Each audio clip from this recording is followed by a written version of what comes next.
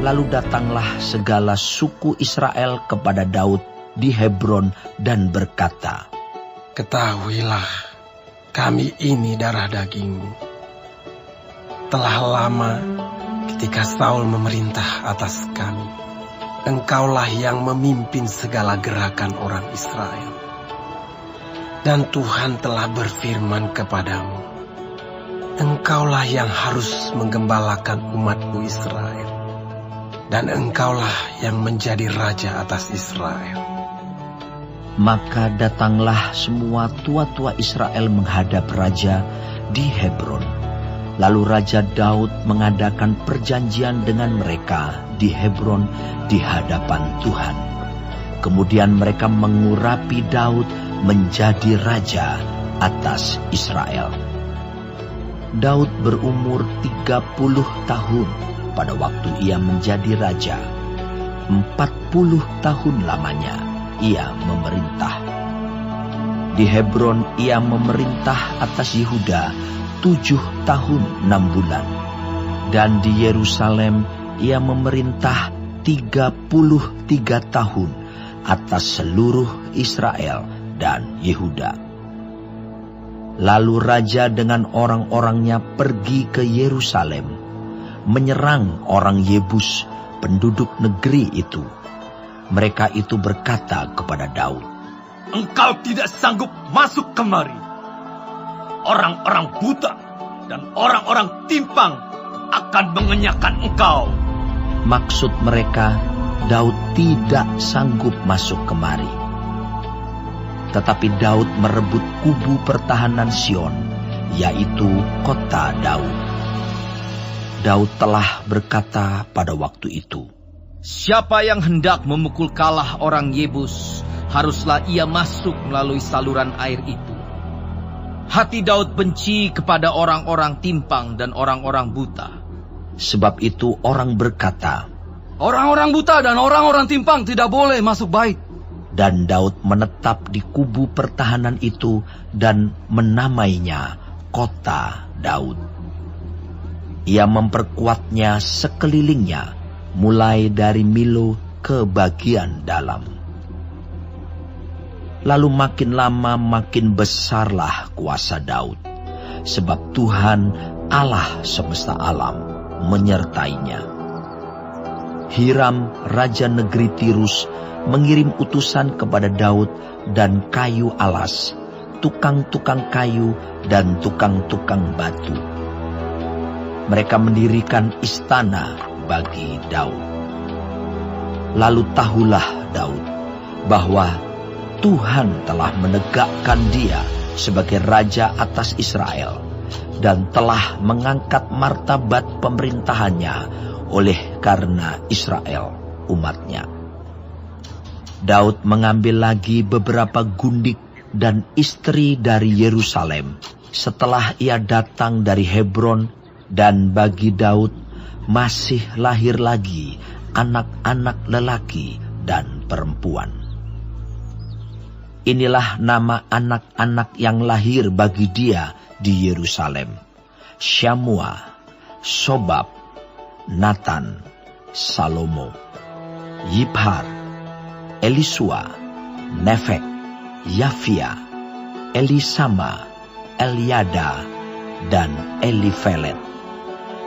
Ketika didengar orang Filistin bahwa Daud telah diurapi menjadi raja atas Israel, maka majulah semua orang Filistin untuk menangkap Daud.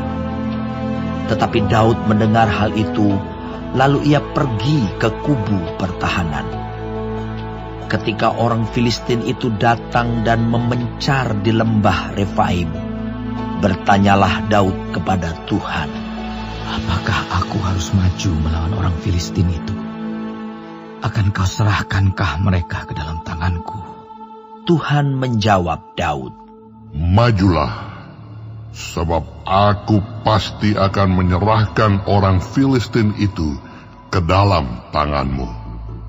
Lalu datanglah Daud di Baal Perasim dan memukul mereka kalah di sana.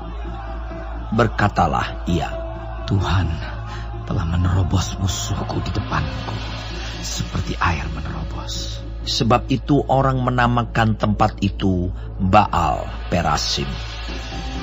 Orang Filistin itu meninggalkan berhalanya di sana. Lalu Daud dan orang-orangnya mengangkatnya.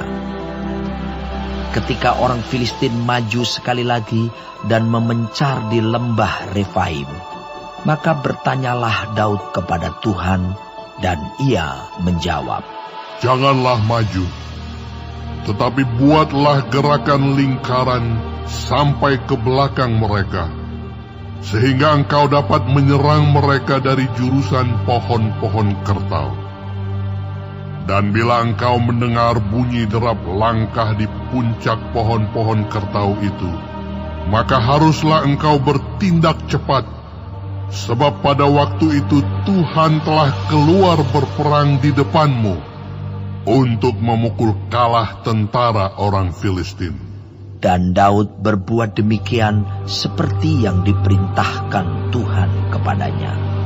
Maka ia memukul kalah orang Filistin, mulai dari Geba sampai dekat Geser.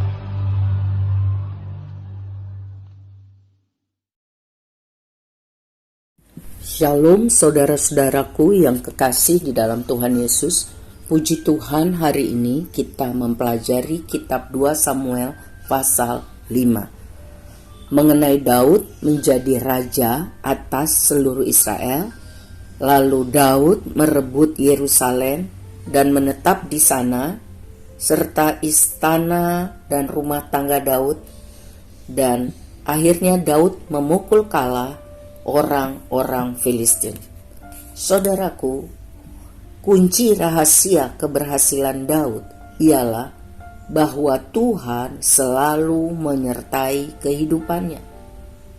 Yang kedua, Daud telah lama diuji dan dia sudah melewati ujian-ujian itu, persoalan-persoalan kehidupan dengan benar, sehingga pada akhirnya Daud mampu untuk menjadi pemimpin yang handal. Ini terbukti dari rakyat mengakuinya sebagai pemimpin. Lalu kewibawaannya memang terbukti. Dia memiliki perencanaan yang matang, hikmat dalam setiap tindakan. Hal ini membuat Daud berhasil merebut Yerusalem sebagai kota Daud, kelak menjadi ibu kota kerajaan, serta adanya pengakuan dari negara-negara lain. Hiram, Raja Tirus, menghormati Daud dengan cara mengirim bantuan untuk Daud dapat mendirikan istana dan bangunan-bangunan megah lainnya.